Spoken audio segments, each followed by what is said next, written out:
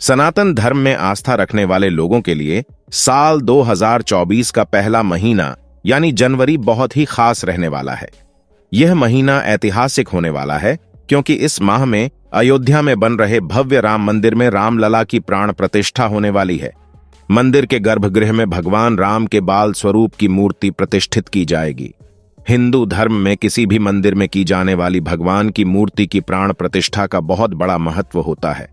धर्म गुरुओं की माने तो मंदिर में भगवान की मूर्ति की प्राण प्रतिष्ठा के बिना उनका पूजन अधूरा माना जाता है। 22 जनवरी को रामलला के मूर्ति की प्राण प्रतिष्ठा की जाएगी। आप सभी दर्शकों को जय श्री राम। आखिर राम मंदिर प्राण प्रतिष्ठा से पहले अचानक इतने सारे चमत्कार क्यों हो रहे हैं? सबसे पहले गिद्धों का झुंड राम मंदिर के आसपास दिखाई दिया, जिसे जटायु के वंशज कहा जा रहा है। लोग इनकी पूजा कर रहे हैं। इसके बाद कुछ भालू अयोध्या में अचानक से देखे गए, जो कि जामवंत का प्रतीक है। लेकिन अब एक ऐसा चमत्कार देखने को मिल रहा है जो अयोध्या के लोगों के लिए ही खतरा साबित हो रहा है। आज की वीडियो में बहुत बड़े रहस्य से पर्दा उठने वाला है। आखिर राम जी का नागों के साथ क्या संबंध है?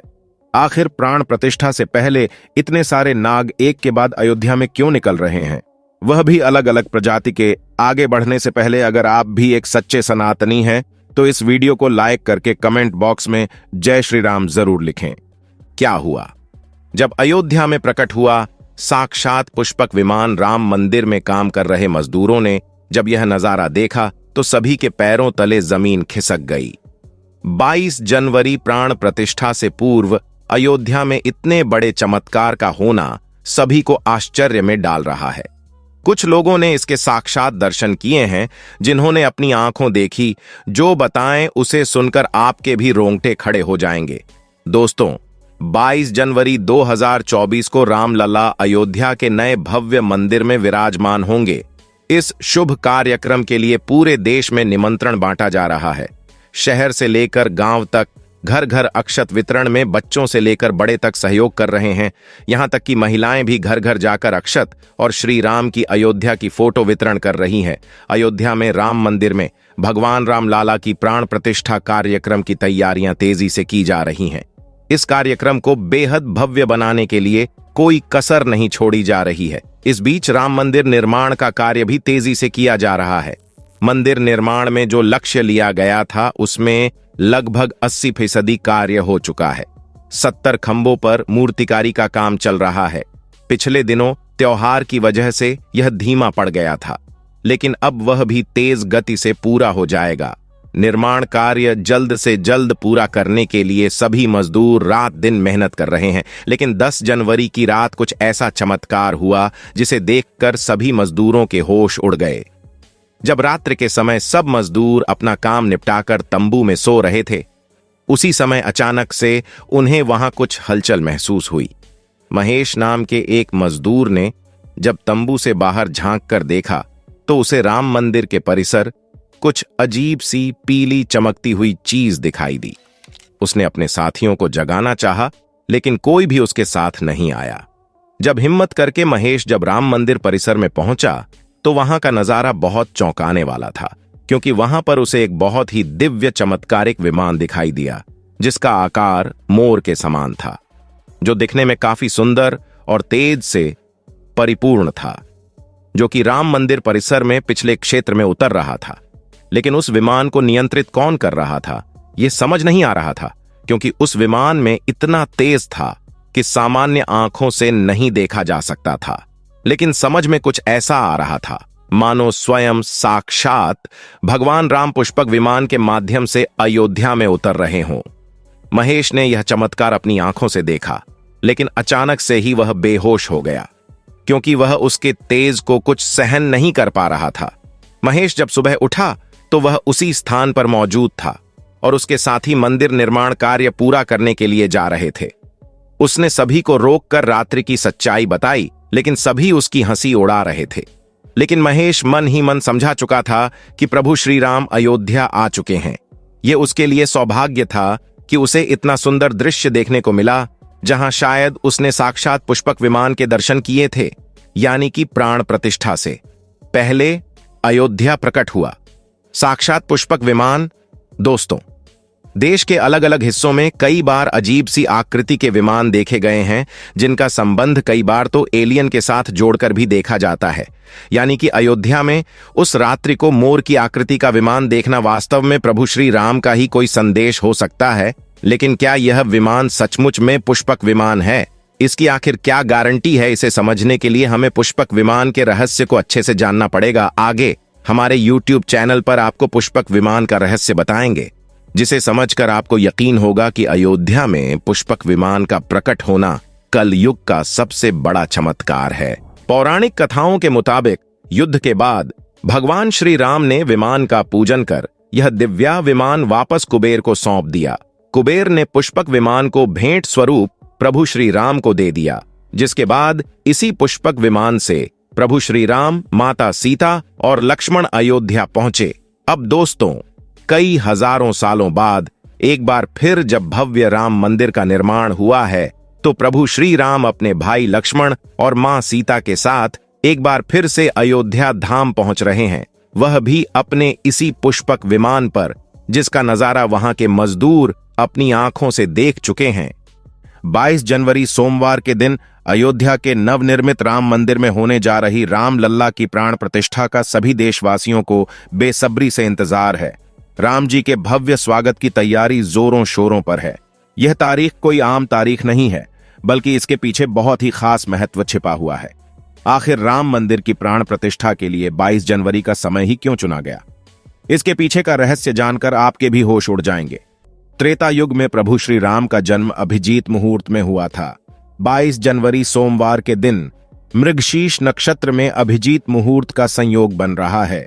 यही कारण है कि स्थिति को रामलला की प्राण प्रतिष्ठा के लिए चुना गया है। साथ ही यह भी माना जा रहा है कि इस शुभ मुहूर्त में रामलला की प्राण प्रतिष्ठा करने से प्रभु श्री राम सदैव मूर्ति के अंदर विराजमान रहेंगे।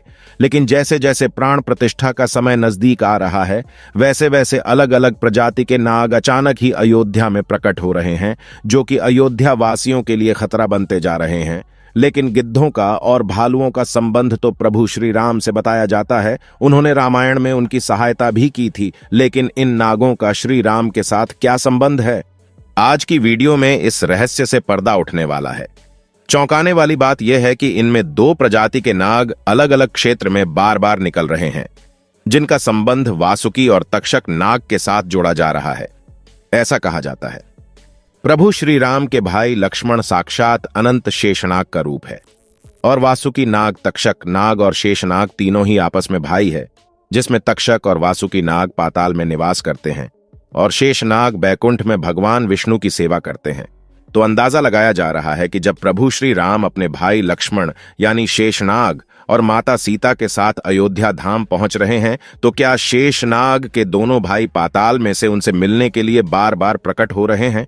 दोस्तों, यह रहस्य बहुत बड़ा है, क्योंकि अयोध्या के एक क्षेत्र से जब एक सांप को पकड़ डिड्डाकर सुरक्षित इलाके में छोड़ा जाता है, तो वही सांप पुनः राम मंदिर परिसर में भी देखा जाता है, जिससे कई बार मजदूरों को भी काम करने में भय महसूस होता है।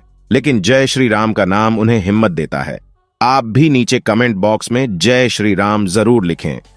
लेकिन दोस्तों, प्रभु श्री राम का नाग लोक के साथ क्या संबंध है? वह सच्चाई जानकर आपके पैरों तले जमीन खिसक जाएगी, क्योंकि पूरे घटनाक्रम को मल्टीवर्स के साथ जोड़कर देखा जा रहा है, जिसे हिंदी में सृष्टि चक्र कहते हैं। मल्टीवर्स की सच्चाई जानकर आपके भी रोंगटे खड़े हो जाएंगे। जिस संसार में हम रहते हैं, वह सृष्टि विनाश के चक्र से गुजरती है। इस संसार के प्रति एक सृष्टि चक्र को एक कल्प कहा जाता है। हर कल्प के 4 युग या 4 भाग होते हैं।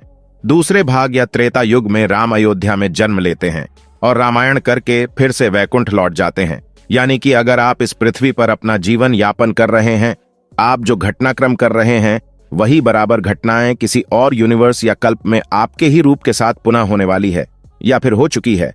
आगे मल्टीवर्स की सच्चाई को साबित करने के लिए एक ऐसी पौराणिक घटना आपको बताएंगे, जिसे जानने के बाद आपको भी मल्टीवर्स की सच्चाई पर यकीन होने लगेगा। इस दुनिया में केवल 3 विद्वानों को मल्टीवर्स को देखने की और उनमें जीने की, टाइम ट्रैवल करने की इजाजत दी गई है, जिसमें पहले है वासुकी नाग, दूसरे हैं तक्षक नाग और तीसरे हैं काकभुषुंडी। तक्षक और वासुकी नाग के बारे में हम आपको बता चुके हैं, लेकिन सवाल यह आता है कि आखिर काकभुशुंडी कौन है और आखिर श्री राम ने इन्हें अमर कैसे बनाया। वेदों और पुराणों के अनुसार काकभुशुंडी ने 11 रामायण और 16 महाभारत देखी है। वह कल्प के अंत तक अपने शाश्वत स्वरूप में जीवित रहेंगे। भगवान राम ने ही काकभुशुंडी को अमर बनाया था। कौए के रूप में अपने एक जन्म के दौरान काकभुशुंडी की मुलाकात बालक राम से हुई। प्रभु खेल रहे थे और उसने उसे पकड़ने की कोशिश की। समय आने पर काकभुशुंडी को भगवान के मुख के दर्शन हुए। बालक राम के मुख में आकाश गंगाओं और ब्रह्मांड को देखने के बाद काकभुशुंडी ने भगवान राम से दूर उड़ना बंद कर दिया और उनके पास लौट आए। काकभुशुंडी ने भगवान राम को न पहचान के लिए क्षमा मांगी। भगवान ने उन्हें दिव्य मुस्कान दी और काकभुशुंडी से उनकी इच्छा पूछी।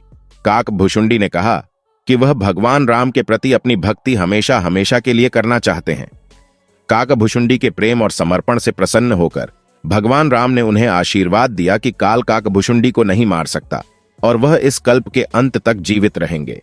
इसके बाद सृष्टि के 27 चक्र तक जीवित रहे। उन्हें अमृता का वरदान प्राप्त हुआ। वे कौवे के रूप में जीवित रहे क्योंकि उन्हें भगवान राम के निकट रहने का अवसर मिलता। जब भी भगवान राम का जन्म होता है वह अयोध्या जाते हैं और भगवान राम को एक बच्चे के रूप में बड़े होते और खेलते हुए देखते हैं। यह भी हो सकता है काकभुशुंडी अयोध्या में भी हाल फिलहाल मौजूद हो और राम मंदिर के निर्माण कार्य को अपनी आंखों से देख रहे हो।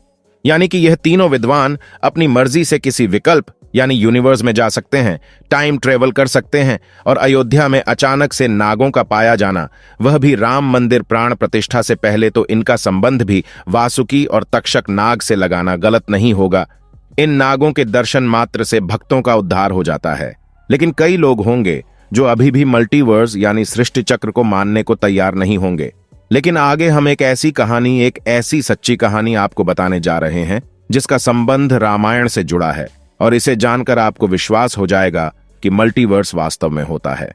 जिस तरह दुनिया में आने वाले हर इंसान की मृत्यु निश्चित होती है, उसी तरह इंसान रूप में जन्म लेने वाले भगवान के अवतारों का भी इस धरती पर एक निश्चित समय है। वह समय समाप्त होने के बाद उन्हें भी अपने प्राण त्याग करके अपने लोक वापस लौटना पड्डे डसता था। उसी प्रकार भगवान श्री राम भी इस लोक को छोड़कर वापस विष्णु लोक गए।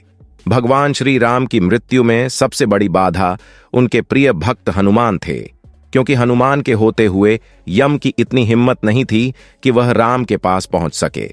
लेकिन स्वयं श्री राम ने इसका जो हल निकाला वह मल्टीवर्स यानी सृष्टि चक्र के साथ जुड़ा हुआ है। एक दिन प्रभु श्री राम जान गए कि उनकी मृत्यु का समय हो गया था। वह जानते थे कि जो जन्म लेता है उसे मरना पड़ता है। उन्होंने कहा कि यम को मुझ तक आने दो, मेरे लिए बैकुंठ मेरे स्वर्ग धाम जाने का समय आ गया है। लेकिन मृत्यु के देवता यम अयोध्या में प्रवेश करने से डरते थे, क्योंकि उनको राम के परम भक्त और उनके महल के मुख्य प्रहरी हनुमान से भय लगता था। यह कि प्रवेश के लिए हनुमान को हटाना जरूरी था। इसलिए राम ने अपनी अंगूठी को महल के फर्श के एक छेद में से गिरा दिया और हनुमान से खोज कर लाने के लिए कहा।